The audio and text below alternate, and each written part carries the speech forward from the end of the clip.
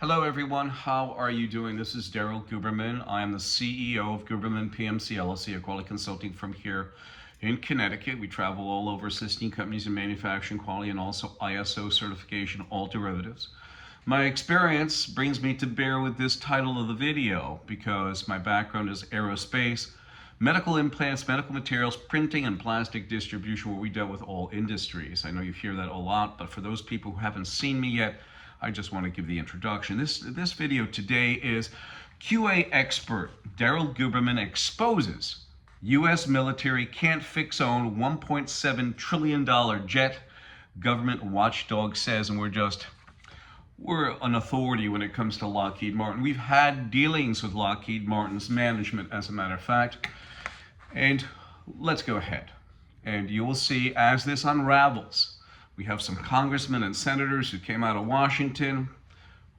Possibly they're going to have a shutdown, and I hope they do. Just leave the Social Security office open. And all the congressmen and senators, with how much money they've been ripping off from us public people, us citizens, they could probably finance all our seniors in this great country of ours, made worse by them. But anyway, let's continue. ANSI, the American National Standards Institute, is a private, not-for-profit, non-governmental corporation, and it's been around for almost over 104 years. They have both federal agencies and corporations on board. I know you've heard this before many times, but I have to go through all of this. It's going to be a long video. I apologize, but I'm making this claim here, and it is a fact, and these are going to be facts.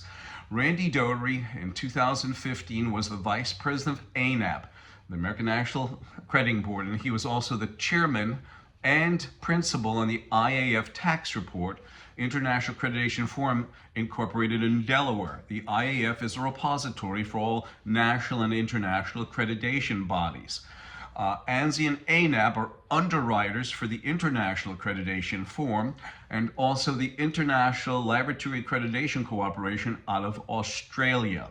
Sitting on IAF are both IAF MLA and MRA accreditation bodies, which means MRA is multi-regional agreement and MLA is multilateral agreement. They are equivalent to ANSI ANAB. Thus, if they have issues with quality issues, they have to go back and see ANSI ANAB because they are equivalent. 2015, Randy handed over the leadership of the chairmanship of the IAF to this communist Chinese national, Zhao Junwu, who's been involved with our quality since 1994. He is also at that time the chief executive of the China National Accreditation Services. In 2017, we have a picture of him. I've showed you time and time again that he was in Wuhan, China, issuing a laboratory certificate to the BioLevel 4 lab in Wuhan. And during that time in 2017, a Miss Pamela Sale, a vice president of quality certification for a laboratory, gave a deposition in Texas. And she said during that deposition that from one laboratory to another, there are no protocols, there is no consistency, yet they still issue a certificate. That gentleman from China has the China National Intelligence Law, Article number 7, which mandates espionage. Both the IAF and ILAC are sister organizations. This is an article when Randy Doherty was the vice president of ANAB, chairman and principal in the IAF. He gave a speech, and they wrote it in an article concerning IAF and ILAC being sister organizations. ANSI took over complete control over ANAB in 2018. Between 2015 and 21, ANSI and ANAB both sat on the IAF being watched over by communist China. And there are many federal agencies and corporations who have gotten hacked during that time period. We have the data, we don't make this up. So basically, ANSI, ANAB are a conduit, are a vacuum. And as a friend of mine from Quality, Rich, who I've known for 50 years, he said, Daryl, it's not hacking, it's giving the data away. And it is, just like the F-35. We will show you. There are 10 different companies in communist China that can issue an ANAB accredited certification. So when they say they're an American-based accreditation body, they're full of shit. This is I'm sorry about this, but this is an actual article that I cut out, that I took a snapshot of on this date. And this actually tells you that ANSI, ANAB are underwriters for both the IAF and ILAC. And this is a basic flowchart. I really do not want to go through it. I will gladly send it to you. Please call me 203-556-1493. Or you can write me at Daryl, D-A-R-O-L, TQRS @yahoo.com. An underwriter is any party, usually a member of a financial organization, that evaluates and assumes another party's risk. Well, you could call it financial because I think in 2020, ANSI was rated on their 990 tax from, I think, about $84 million. So that is financial. We're going to go now to Lockheed Martin. Lockheed Martin, whose aircraft is substandard in a lot of ways, and I don't say this for the personnel because I was in aerospace. But I will say this, that they've had problems. The F-35 has been in production, experimentation since 2006.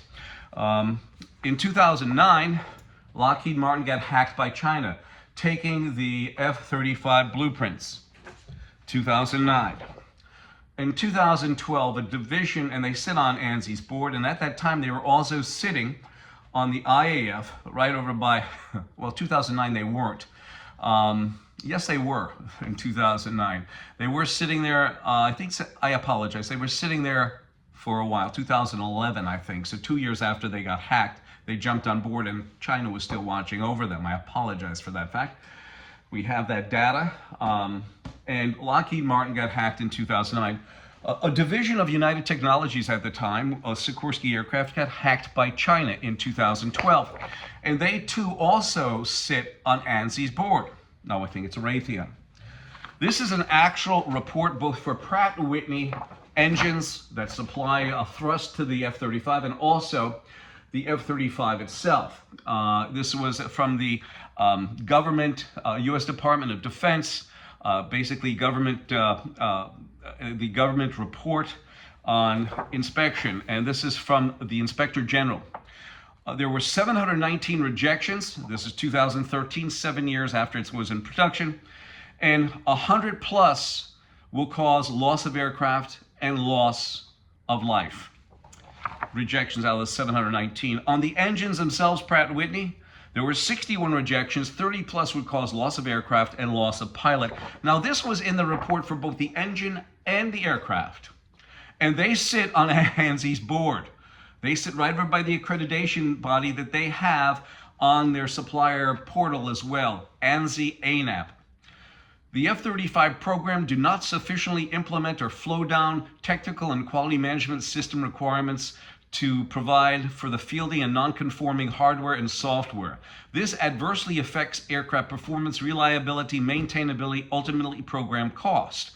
Lockheed Martin and its subcontractors did not follow disciplined AS9100 quality management system practices as evident in the 363 findings, which contain 719 issues. So ANSI and ANAB, with their big quality certificates, have failed miserably. And we'll tell you this. In 2015, Lockheed Martin goes to purchase Sikorsky Aircraft. And this was the article that was in the Connecticut Mirror. I am not going to read it, I'm going to continue on, but we do have the four politicians here in the wings that came in. Rosa DeLauro, we had to blow the dust off of her this morning because I didn't want to show you on camera. She's been in office too long. You have these four politicians, I will name them. Rosa DeLauro, Jim Himes, Chris Murphy, and Richard Blumenthal, representatives in Connecticut, who represent 3.6 million people, which means each one of them has to represent 900,000 of us. Shut the country down, or get rid of those four. Do something, because in reality, they're doing nothing. In fact, in this article, it states that Connecticut lawmakers praise Lockheed Martin for working with an international body like China. You have Richard Blumenthal, who loves China. He hid the pin because it's probably made in China. You have Rosa DeLauro, who's been there too long. I think the blood to her brain has missed and her hair turned purple. I know many of you will not like that. If you don't like it, too bad. Just think about it. 900,000 people they have to watch over. You think any of your letters will get to them? Never. Christopher Murphy, here he is. Doesn't know anything. And here's a good one. Jim Himes. Isn't that a tender moment in a turbulent world? The problem is that Lockheed Martin, okay, pays these guys. I know it's 2015, don't whine about it. You can find 2021's just as bad. Lockheed Martin pays both Democrats and Republicans in all 50 states. I call it bribing. In 2015, we warned Lockheed Martin about their little entrenchment with China, and this is what they said. In order to meet our customers' requirements, Lockheed Martin deals with entities that are certified through the International Accreditation Forum. Your company is not a registrar of the IF, and therefore your accreditation body is not recognized by Lockheed Martin. Now, this is while Lockheed was sitting on ANSI, Lockheed was sitting by the accreditation body ANAB, and they were also entwined with, at 2015, with the IAF, International Accreditation Forum, which was being run by China. We tried to warn them. They're basically inviting China in. What else was new? China already stole that information in 2009, but you see how bad this is. I wrote a letter, okay, to the Antitrust Committee.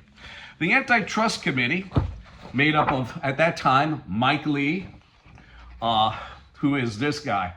I think he's out of, what is he? I don't even know who the heck this guy is. Wow, unbelievable. Oh yeah, sorry, Chuck Grassley. Sorry, as you can see, he's getting paid off. So is Mike Lee. Mike Lee's getting bribed by Lockheed too. You also have this guy left with millions of dollars, Orrin Hatch. You have Tom Tillis over here, another one on the antitrust. Okay. You have this guy who should be thrown out, all of them. Then you have Andy, Klobuchar. Klobuchar, she wasn't, she got about $3,000 back then.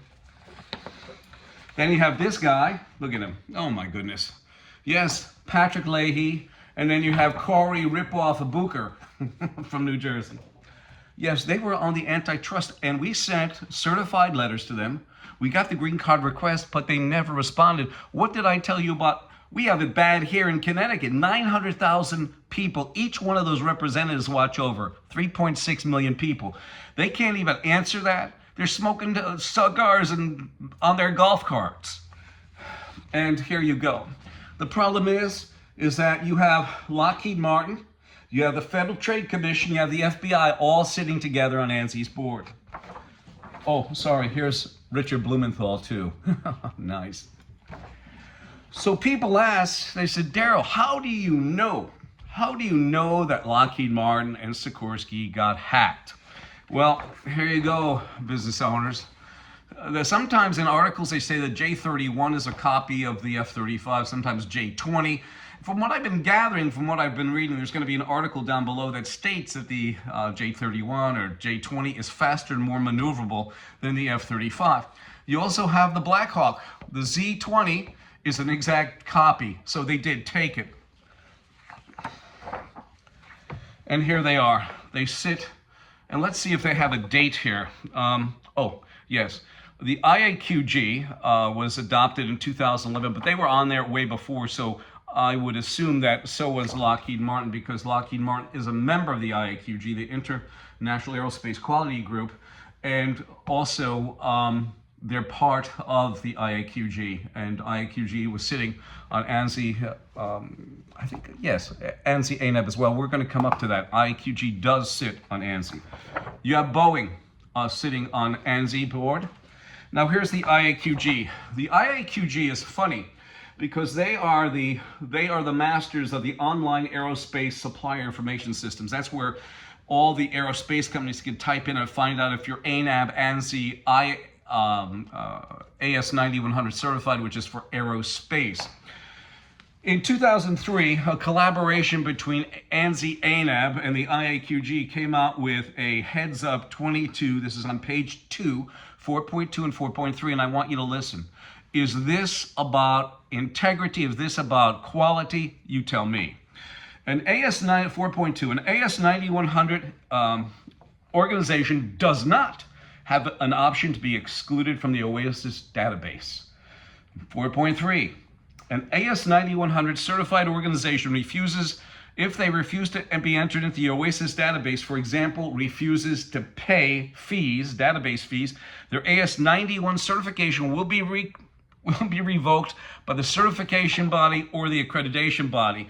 And this was on PRI. PRI, Professional Performance Review Institute. They're the only ones in the United States certified to do NADCRAP certification for special processes, NADCAP.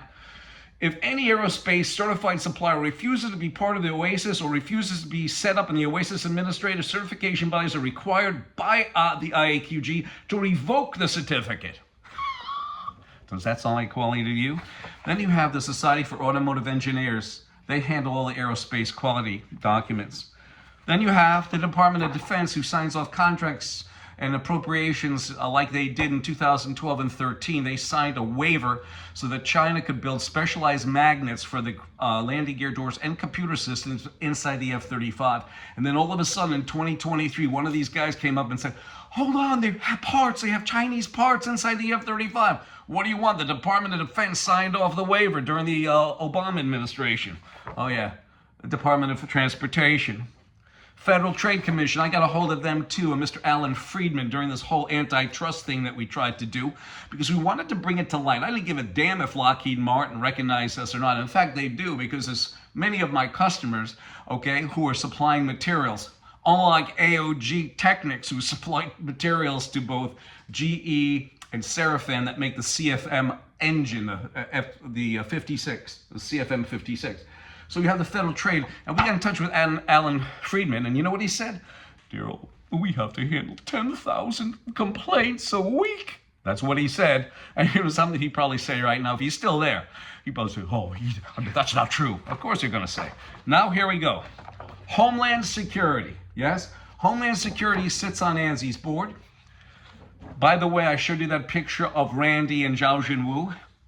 In 2017, Randy sat representing ANAB. At that time, he was a technical advisor, but they had on the DHS website that he was a vice president of ANAB for a specialized certification, a private company being advertised at the Department of Homeland Security. That's not good.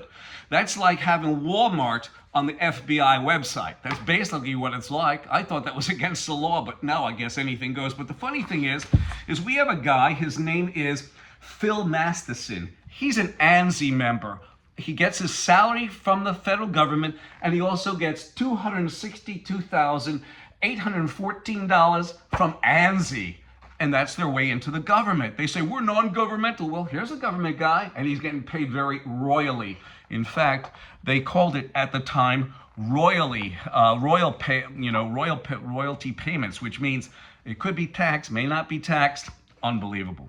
And then we have NIST, the National Institute of Standards and Technology, run by the Department of Commerce. They also have the National Voluntary Laboratory Program, which certified the Dominion voting machines while China was watching over the IAF. Isn't that nice? But NIST is funny too. By the way, NIST has over 50 NIST MEPs manufacturing extension partnerships. They get in both state and federal funding, where 64.85% of that funds goes to pay their incompetent management and personnel for bonuses. The rest of the bitter dregs are left for the manufacturers. If you really want to know why manufacturing is so badly, so bad in America, go to the NIST MEP. That's why. Now we pull Gordon Gilliman, who also sits on NIST, getting his federal salary, plus he gets $120,361. Isn't that nice? Then we have Christopher Wray, FBI. Christopher Wray, director of the FBI, who stated in November of 2022, we must maintain vigilance over China. TikTok is a detriment to anyone who has it on their phone, etc., etc. And between 2015 and 2021, Christopher Wray's FBI was getting their ass kicked by China. I have that too, by the way. I have that during the time the FBI got hacked. So did the Department of Defense, so did everybody. Now you have the Department of Justice sitting on ANSI's board. And here goes a good one. The the FAA sits there. And you know what? Business owners tell me, Daryl, AS 9100 and ISO 9001, it's a nuisance to us. We don't even care. Well, I guess they don't care because the quality at Boeing sucks. Okay?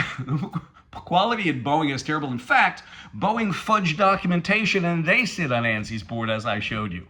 They sit on ANSI's board. Not only sit on ANSI's board, they also sit on ANAB's board, the management board at that time.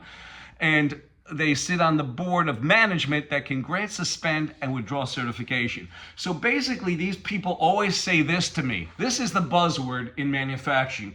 Pay to play. Isn't that nice? The people who have AS 9100, most of the owners do not know what it is. ISO 9001. Most of the owners don't know. I've done over the years, since I've been involved with quality and ISO certification for almost 12 years, I have educated these customers of mine because I believe a well-educated business owner will stop rejections in their path. But most of the people have no clue. Most of the people who are ANSI ANAB, this is all they think about. And they usually say this, and this goes out to Brian and Kathy and Taylor. Here it goes. We have to take the road of least resistance. And the funniest part is that organization has a non-American registration company certifying them. My telephone number is 203-556-1493 or Daryl, D-A-R-O-A-L, TQRS at yahoo.com. I apologize for the length of this, but you have to get this out. This video was about QA expert Daryl Guberman exposes U.S. military can't fix own $1.7 trillion jet. Government Watchdog says in 2016 they have quality issues. 2013 they have quality 7 years after it started being in production. They have problems with issues, rejections, up to including loss of aircraft and pilot. 2023, I saw an article after their 801st F-35. They still have rejections. You know who they need there? They need Guberman PMC. We will clean that freaking mess up if we're given the ability to do so. Right now, they're smoking their cigar. Jim Tassett, the head of Lockheed, smoking his cigar. You have David Calhoun smoking his cigar, and they're all playing golf. I thank you. 203-556-1493. I look forward to hearing from you.